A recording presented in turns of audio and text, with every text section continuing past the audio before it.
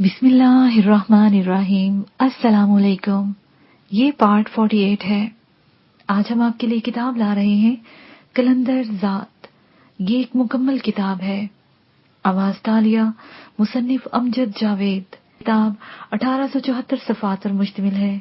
तो आइए सुनते हैं पार्ट नंबर 48, सफ़ा नंबर 447 से।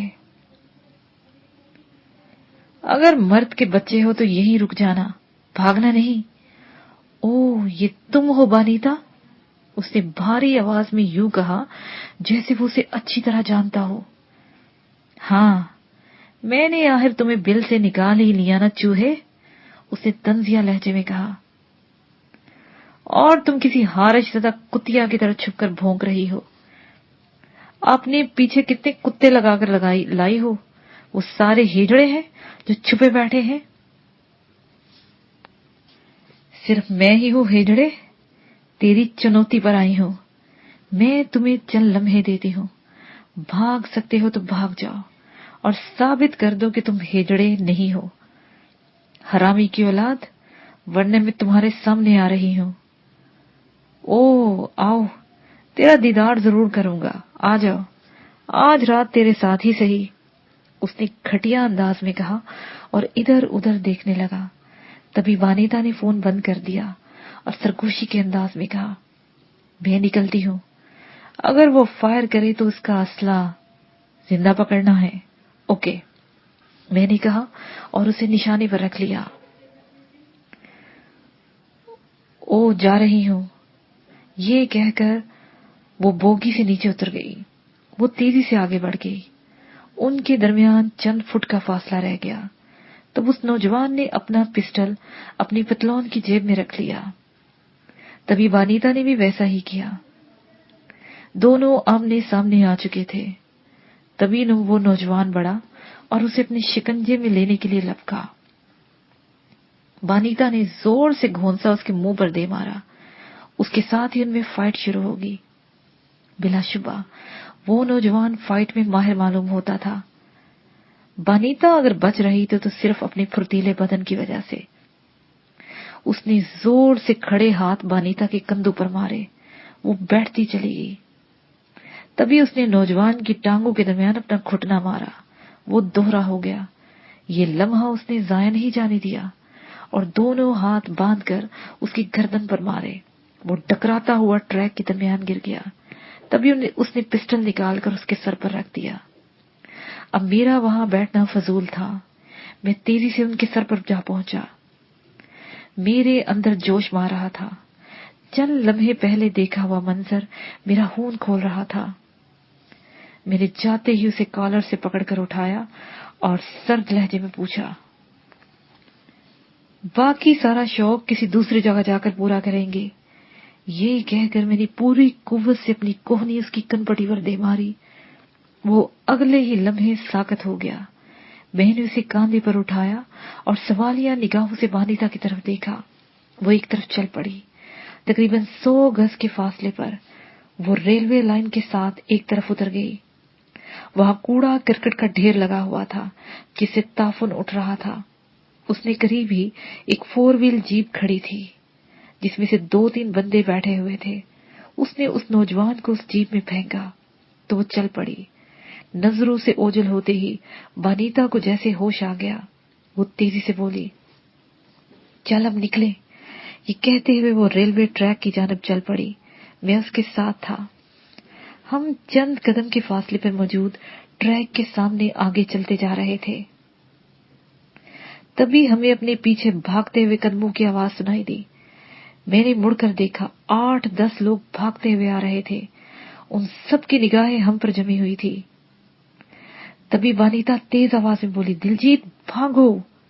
मैंने उस एक लम्हे में माहौल का जायजा लेकर फैसला कर लिया और फिर भागते हुए रेलवे ट्रैक से बाहर निकल गया। रेलवे ट्रैक और सड़क के दरमियान खाली जगह थी। हम दोनों उस तरफ भाग निकले। हमारा ताकुब करने वाले लोग रुके नहीं। वो भी हमारे पीछे थे। मुझे ये अंदाजा जरूर हो गया था कि उनके पास असला नहीं, वरना अब तक फायर कर चुके होते। डराने, धमकाने या फिर खौफजदा करने के लिए ही सही, मैं एकदम से रुक गया। मैंने अपनी सांसों पर काबू पाते हुए आने वाले लोगों को देखा। वनीता आगे निकल चुकी थी। तभी मैंने बेबाक अंदाज में जोर से कहा, रुक जाओ। ये कहते हुए मैंने अपना पिस्टल निकाल लिया। पिस्टल पर निगाह पड़ते ही वो सारे के सारे वहीं रुक गए। तभी मैंने उनसे मुखातब होकर कहा, पहली बात तो यही है कि हमें जाने दो और तुम लोग वापस पलट जाओ। दूसरी बात, जिसे ज्यादा ही शौक है लड़ने का तो वो आगे आ जाओ, मेरे हाथ में हाथ डाल ले, और अगर तुम सब ने मुझसे लड़ना है तो हम हथियार फेंक कर अपना जोर आजमा लेते हैं। बोलो। तभी एक उधेड़ उम्र तनोमंद शख्स ने ऊंची आवाज से कहा, असले के जोर पर तो हेजड़ा भी बकवास कर लेता है। तुम में दम है तो आओ, मेरे साथ पंजा लड़ा। ये कहते हुए उसने अपने हाथ में पकड़ी हुई तलवार एक दूसरे शख्स की तरफ उछाल दी। तभी मैंने भी पिस्टल वनीता की तरफ उछाल दिया, जिसे उसने कैच कर लिया। हम दोनों ही चंद कदम आगे बढ़कर एक दूसरे के सामने आ चुके थे। उसकी सुर्ख आंखें मेरे चेहरे पर गड़ी हुई थी। अचानक ही उसने झुकाई दी और मेरी पसली में घूंसा मार दिया। उसके साथ ही मेरे जबड़े पर हाथ पड़ा और मैं एकदम से घूम गया। मुझे ये याद ही नहीं रहा था कि मैंने दस्तार बांधी हुई है। मेरे सामने एक सिख था। उसे पूरे जोश में पकारा। जो बोले सो निहाल। उसके साथ ही बाकी लोगों ने ना आओ देखा ना ताओ मुझ पर पड़ पड़ने के लिए बढ़े।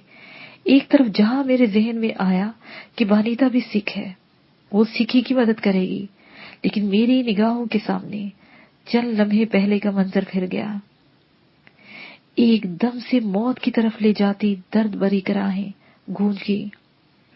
टुकड़े होते बच्चे का ख्याल आया तो फिर मुझे कुछ याद नहीं रहा। मैंने पूरी कुव्वत से दोनों हाथ बांधे और उसकी थोड़ी पर मारे। वो ऊह की आवाज के साथ उछला और दूर जा गिरा। तब तक वनीता ने फायर कर दिया था। बाकी वहीं रुक गए। मुझ पर जुनून सवार हो गया। उस बगैरत ने उसे मजहबी लड़ाई बना देना चाहा था। मैंने जाते ही पांव की ठोकर उसके मुंह पर दे मारी और उसका नाक कुचल दिया। वो डकारता हुआ उठने की कोशिश करने लगा तो मैंने उसे गर्दन से पकड़ लिया और फिर एक जोरदार टक्कर उसके मुंह पर मारी। वो नीम पागल सा हो गया। मैंने उसे एक लम्हे का भी मौका नहीं दिया और ताबड़तोड़ मुक्के उसके मुंह पर मारे। वो बेहोश होने लगा। शायद किसी की चीख बुलंद हुई थी, लेकिन उसके साथ ही मैंने उसकी गर्दन अपनी बगल में ले ली और दोनों हाथों से मरोड़ दी।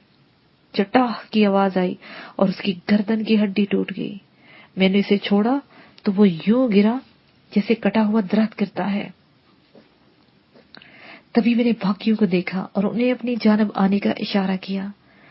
उस वक्त मुझ पर जुनून सवार था। मुझे लगा ये भी सिख बलवाई हैं। वो मेरे सामने ही खड़े मुझे तजब्जुब से देख रहे थे। उन्हें मालूम था कि वनीता के पास असला है। उनकी हिम्मत नहीं पड़ रही थी। मैं उन्हें ज्यादा वक्त भी नहीं देना चाहता था। फायर हो चुका था, जिसकी आवाज से कोई भी उधर मुतवज्जा हो सकता था। फिर अपने आप को बचाना मुश्किल था।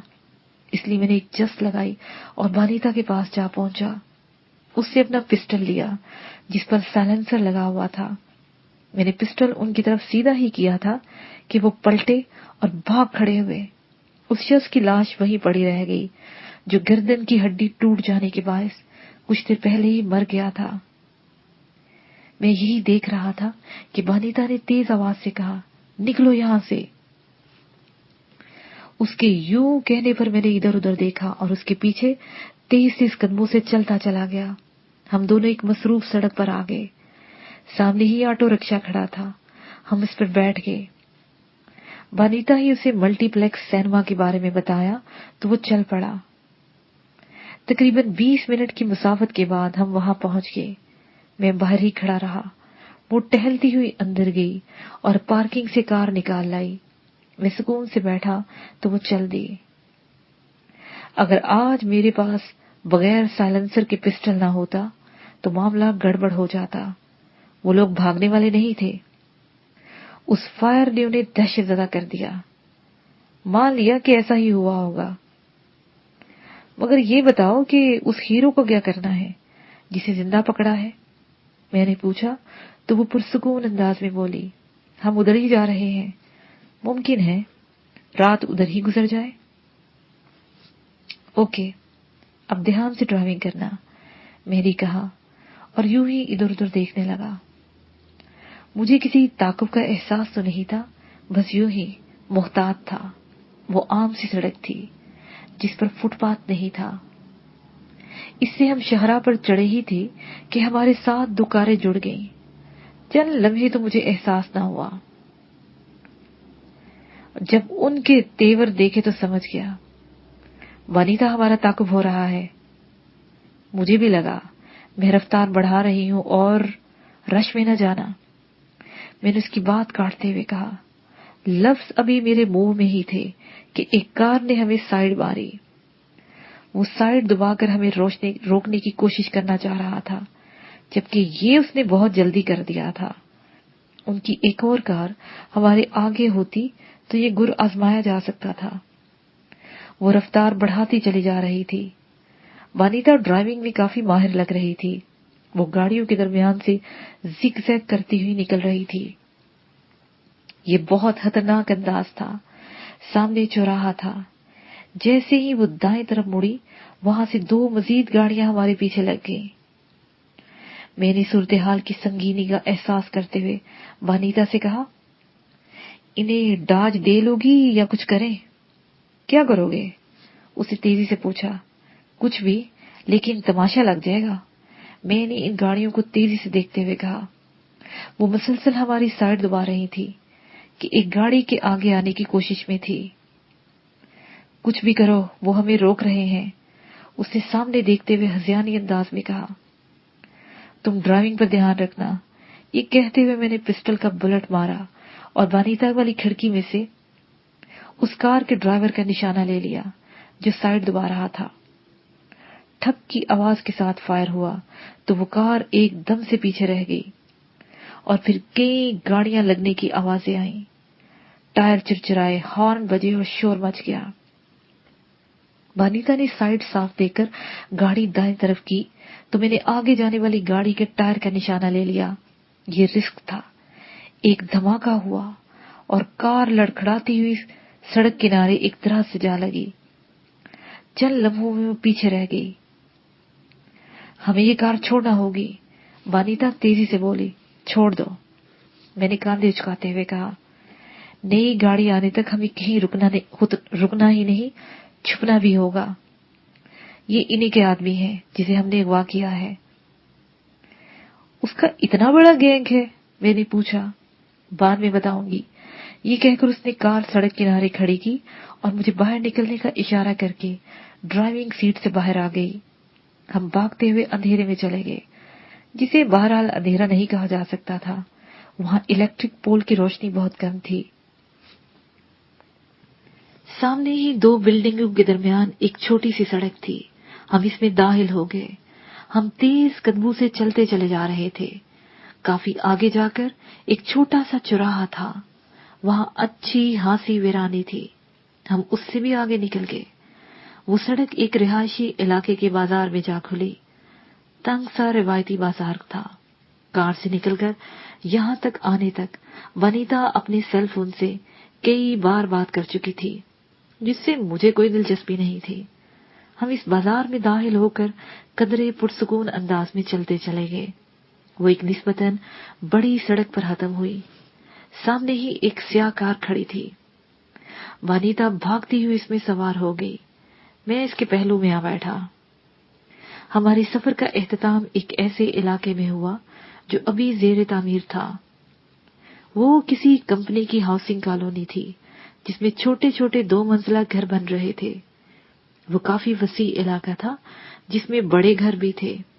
बिलाशुबा वो मुस्तकबिल के लिए शॉपिंग प्लाजा बनाया जा रहा था। उसकी कई मंजिलें थीं और ऐसे प्लाजों में तहखाने जरूर हुआ करते हैं। हम इस कार से उतरे और मेरी तवक्का के बाद एक तहखाने में आ गए जहां काफी रोशनी थी। वो हीरो बंधा हुआ एक कोने में पड़ा था। वनीता ने जाते ही एक ठोकर उसकी पसली में मारी और बड़े तंजिया अंदाज में कहा, बोल ओए, तूने सरदार रतन सिंह के खिलाफ सोचने की जरूरत भी कैसे की? और तू इसकी कुतिया अब मुझ पर भौंक रही हो, मुझे काटेगी भी? हाँ, ऐसा ही है ना? आओ मुझे काटो। ये कहते हुए उसने इंतहाई बेहुदा अंदाज में इशारा किया, जिससे वो पागल हो गई। वो उसे मारने को लपकी तो मैंने उसे रोक दिया। नहीं वानिता नहीं, एनर्जी मत जाया करो। मेरे यूं कहने पर वो रुक गई और होनहार निगाहों से उसे घूरने लगी। तो वो तंजिया अंदाज में बोला, क्यों साली, यार के कहने पर रुक गई? आओ ना, ये तेरी माँ का यार है और तू। उसने इंतहाई गुस्से में कहा तो मैं तहम्मुल से बोला, बस खामोश। फिर उस हीरो के करीब बैठकर बोला, ये रिश्ते नाते बाद में जोड़ना, पहले ये तो बता जो वानिता पूछ रही है। मेरे यूं कहने पर उसने अपनी आंखें मीचते हुए मेरी तरफ देखा, फिर बोला, तुझे पहली दफा देख रहा हूं, तो हमारी दुनिया का नहीं लगता। कौन है तू? तेरी बहन का यार है। वो चीही, फिर मेरी तरफ देखकर बोली, दिलजीत ये ऐसे नहीं मानेगा, कुत्ते की दुम है ये। उसने बेताबी से कहा तो मैंने उसे हाथ के इशारे से रोक दिया। फिर हीरो की तरफ देखकर बोला, मैं कोई भी हूं, लेकिन इतना जानता हूं कि वानिता के सवाल का जवाब तुम्हें देना पड़ेगा। तू चाहे मर भी जाए ना, तब भी तेरी लाश बोलेगी। तू मुझे एक दफा खोल दे, फिर देखते हैं लाश किसकी बनती है। उसे नफरत से कहा, कुछ देर पहले मैंने तुझे देख लिया था, एक लड़की के हाथों पिटते हुए। मैंने देख ली थी तेरी औकात। बस अब बोल दे। दिलजीत, ये साला नर निकारी है। अमृतधारियों के खिलाफ सब कुछ करना इसका धर्म है, इसलिए ये रतन सिंह जी के खिलाफ है। वनीता जज्बाती अंदाज में बोली, तो फिर तुम्हारा सवाल गलत है। तुझे तो इससे ये पूछना चाहिए था कि ये किसका कुत्ता है। हाँ, आजकल ये किसका कुत्ता है। उसने सुकून से कहा तो मैंने तवील सांस ली। उसे मेरी बात की समझ आ गई थी। ये कहकर वो उसके करीब जाकर बैठ गई। फिर बोली, बोल, तू आजकल किसका कुत्ता है? तू जानती है कि मुझे रतन सिंह को खत्म करना है, अपने हाथों से मारना है उसे। अब अगर तूने मुझे नहीं मारा तो मैंने तो उसे मारना ही है। ज्यादा हीरोगिरी न कर मेरे सामने। माल कहाँ जाना था आज? अब आई है ना मतलब की बात पर। उसने हंसते हुए कहा, यही बात तुझे पता करनी है, लेकिन क्या तू नहीं जानती धंधे का असूल क्या है? रतन सिंह क्या, उसका बाप भी मेरे नेटवर्क के बारे में नहीं जान सकता। तू गलत सोच रहा है। सुबह तक सब कुछ बर्बाद हो जाएगा। तेरा नेटवर्क तो क्या, तेरे गैर मुल्की आका भी हमारी निगाह में है। काश तू ये देखने के लिए जिंदा रहता। ये कहते हुए वानिता ने अपना पिस्टल निकाल लिया।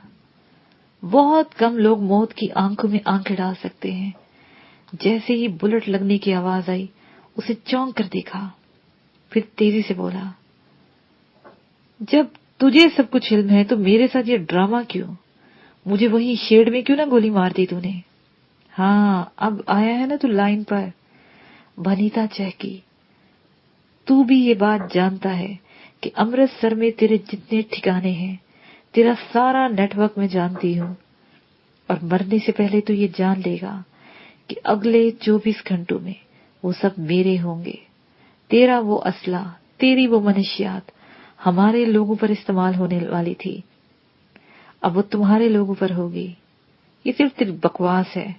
वहां लोग चूड़ियां पहनकर नहीं बैठे हुए। वो इंतहाई गुस्से और बेबसी के आलम में यूं बोला जैसे इस बात का उसे बहुत दुख हुआ हो। हाय काश तुम ये देखने के लिए जिंदा होते। खैर, इस पूरे इलाके में अगर राज होगा तो सिर्फ सरदार रतन सिंह जी का, और फिर तेरे जैसे नर निकारी सांप तो मैं वैसे ही बड़े शौक से मारती हूँ। अब सुन, मैंने जो पूछना है अगर तू आराम से बता देगा تو پھر تجھے موت بڑے سکون کی ملے گی. بس ایک فائر اور تو پار. نہیں بتائے گا تو تیرا ریشہ ریشہ بولے گا. بہت اذیت دوں گی. یہ کہتے ہوئے وانیتا نے اس کے بال پکڑ لیے اور اسے جھنجھوڑتے ہوئے بولی، بول، تیرا وہ غیر ملکی آقا کون ہے تھائی لینڈ کے شہر؟ پتایا میں لوبسٹر ہوٹل کے کمرے میں کیا ڈیل ہوئی؟ یہ سوال کرتے ہوئے غصے کی شدت سے وانیتا کی آواز پھٹ گئی تھی. تو وہ حیرت کی انتہا پر اسے دیکھتے ہوئے بولا، تم اس کے بارے میں کیا جانتی ہو؟ اپنی آزادی کی جنگ گھر میں بیٹھ کر نہیں لڑی جاتی، آنکھیں اور کان کھلے رکھنے پڑتے ہیں. امرتسر ایک پوتر استان ہے جہاں تم جیسے بےغیرت آگ اور خون کی ہولی ایک بار پھر سے کھیلنا چاہتے ہو. پہلی بار ہرمندر صاحب پر حملہ سکھوں کی بے خبری میں ہو گیا تھا. ہمیں نہیں معلوم تھا کہ تیرے جیسے نر نکاری بغیرت ہندو بنیے کے ساتھ اس قدر گھٹیا پن پر اتر آئیں گے کہ معصوم لوگوں کا قتل عام کریں گے. اب نہیں، اب ہم جاگ رہے ہیں. بولو ورنہ. یہ کہتے ہوئے اس نے پوری قوت سے گھونسا اس کے سینے میں دے مارا. وہ کھانسنے لگا. نکال اس سینے میں جو کچھ ہے، وہ جنونی انداز میں بولی اور 2-4 گھونسے پھر مار دیے. تبھی وہ کھانستے ہوئے بولا، اگر تو اپنے لیے اتنا جذباتی ہو سکتی ہے تو پھر میں کیوں نہیں؟ تو دے اذیت، میں برداشت کر لوں گا. اس نے دانت بھینچے ہوئے وانیتا کی طرف دیکھ کر کہا، اور یہی وہ لمحہ تھا جب میں نے آگے بڑھ کر کہا، وانیتا تم جاؤ اور جا کر اپنے آپریشن کو دیکھو، لوگ اس کے ٹھکانوں پر پہنچ چکے ہوں گے. اس پر وقت ضائع نہ کرو، یہ تو ساری رات باتیں کرتا رہے گا. میں دیکھتا ہوں اسے. میرے یوں کہنے پر وانیتا نے کہا، تمہارے پاس صرف 5 منٹ ہے. ٹھیک کہتے ہو تو تم اسے زیادہ وقت نہیں دینا. میں نے پنڈلی سے بندھا ہوا خنجر نکالا اور اس کے سینے پر ایک لکیر کھینچ دی.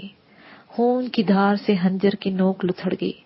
وہ دردناک انداز میں چیخا، مجھے مار دو، مجھے مار دو، وقت گزر گیا ہے.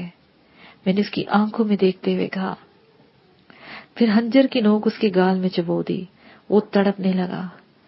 چند لمحے اس طرح خنجر رہنے دیا، پھر نکال کر دوسرے گال میں پیوست کر دیا. ٹکڑے کر دو اس بہن. وانیتا نے غصے میں غلیظ گالی دی تو وہ چیخ پڑا. وہ بینکاک کا اسلحہ ڈیلر تھا. امریکہ سے آیا ہے یہ اسلحہ، اس میں راہ ملوث ہے. اتنی بڑی کھیپ کیوں آئی ہے؟ میں نے پوچھا. سکھ تنظیموں کے وہ لوگ مارنے ہیں جو شدت پسند ہے. اسے پوری قوت لگا کر کہا. آزادی کے متوالے کہو بغیرت. وہ جنونی انداز میں چیخی اور اس کی ٹانگوں پر فائر کر دیا. اس کی چیخیں حلق میں اٹک کر رہ گئی. وہ بے ہوش ہو گیا. تبھی اس نے پسٹل کی نال سیدھی کی اور فائر کر دیا. ایک ہچکی لے کر وہ اس جہان فانی سے کوچ کر گیا. ابھی اس سے مزید سارا پتا ہے، بس تصدیق چاہیے تھی کہ رام ملوث ہے کہ نہیں. یہ کہہ کر اس نے وہاں موجود دونوں بندوں سے لاش کو غائب کر دینے کا اشارہ کیا اور تہہ خانے سے نکلتی چلی گئی. اب ہمارا وہاں پر کوئی کام نہیں تھا. سامنے گاڑی کھڑی تھی، ہم اس میں بیٹھے اور چل دیے. مین سڑک پر آتے ہی وانیتا بولی، تم یہ جاننا چاہتے تھے نا کہ سکھ حریت پسند تحریکوں میں لڑکیاں اتنی فعال کیوں ہیں؟ تو سنو. سن 84 سے 86 تک سکھ قوم پر ہی نہیں، سکھ نوجوانوں پر بھی بہت بھاری تھا. نوجوان اور جوان سب کو ختم کرنے کی پوری کوشش کی گئی. وہ لڑکیاں جو آج 28 سے 30 سال کے درمیان ہیں، انہوں نے اپنے بھائیوں کو مرتے دیکھا، ان کے لاشیں دیکھے، ان پر بین کیے ہیں. اب اگر کوئی لڑکا گولی چلا سکتا ہے تو لڑکی کیوں نہیں؟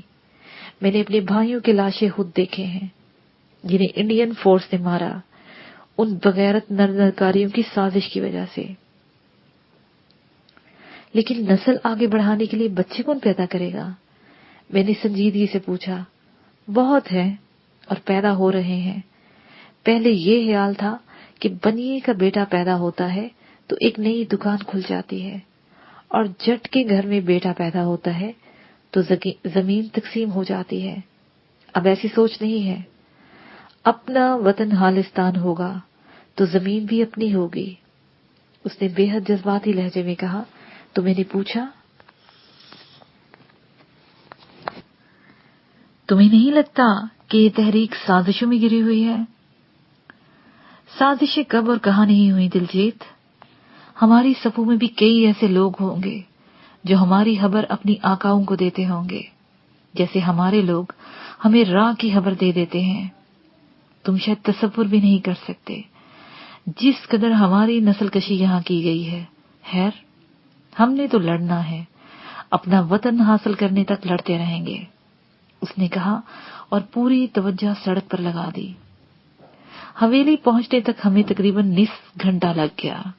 ایک تو فاصلہ تھا، دوسرا اس وقت ٹریفک اچھی خاصی تھی جو پرانے شہر میں زیادہ ہی تھی۔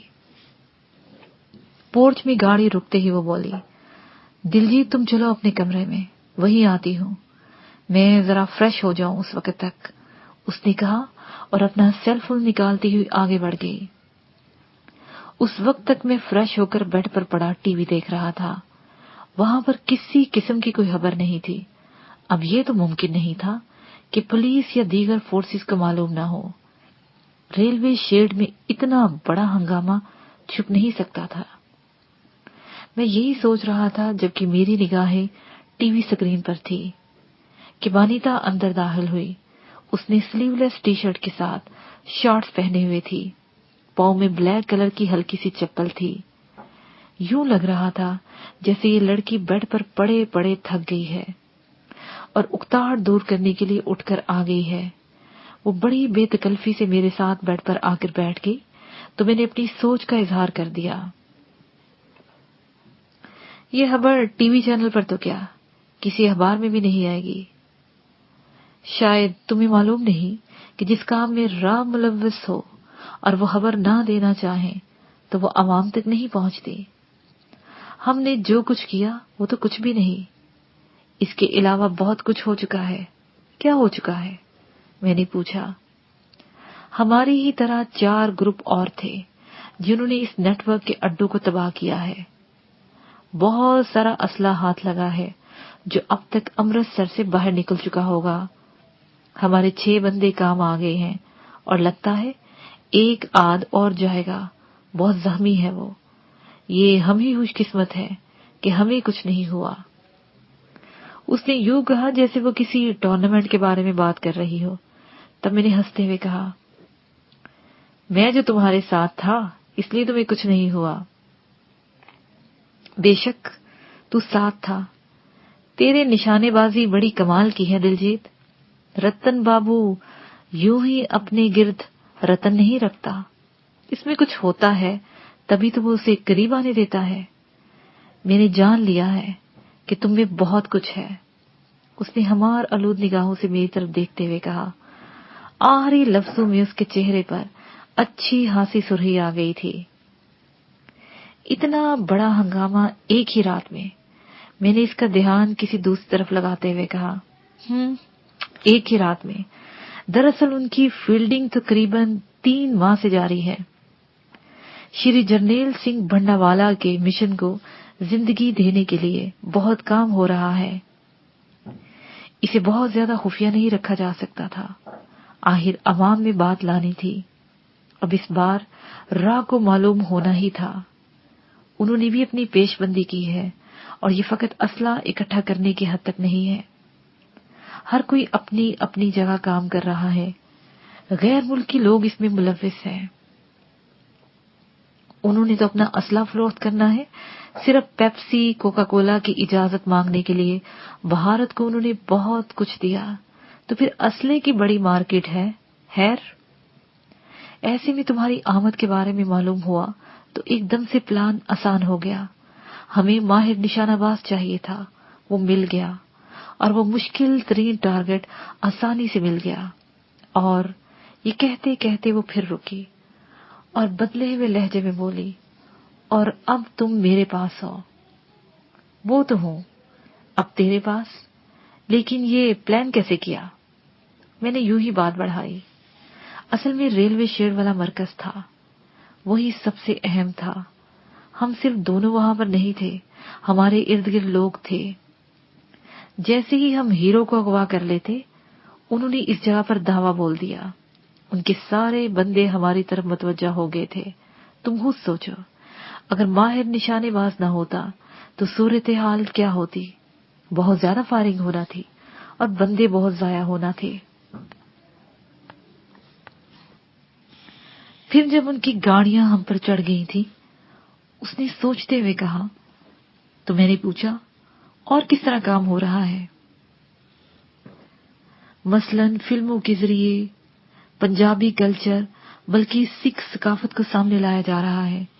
शायद उस तरफ ध्यान न जाता, लेकिन इन नरकारियों ने अपनी फिल्मों के जरिए सिख अवाम के जहन बदलने की भरपूर कोशिश की है और कर रहे हैं। अब अमृतधारियों को भी इसके मुकाबले पर आना पड़ा। दरअसल नर नकारी ये चाहते हैं कि सिखों में अपने हकूक को हासिल करने के लिए जो लड़ने मरने की ताकत है, जो जज्बा है, वो खत्म हो जाए। वो कह रही थी और मैं समझ रहा था कि जिस तरह मरजाइयों का तबका इसी मकसद के लिए तहलीक किया गया कि वो जज्बा जहाद को खत्म करने की एक कोशिश थी। अंग्रेजों के वफादार मरज़ई ये चाहते थे कि मुसलमान अपने अंदर से जहाद को खत्म कर दें। अब भला ये कैसे मुमकिन था? अब तुम देखना, सिर्फ भारतीय पंजाब में ही नहीं, पाकिस्तानी पंजाब के अलावा पूरी दुनिया की मार्केट में इन फिल्मों की नुमाइश होगी। इस तरह लिटरेचर, उस पर सहाफत में और बहुत जगहों पर काम हो रहा है। इसके साथ ही ये पार्ट अपने इख्तिताम को पहुंचा।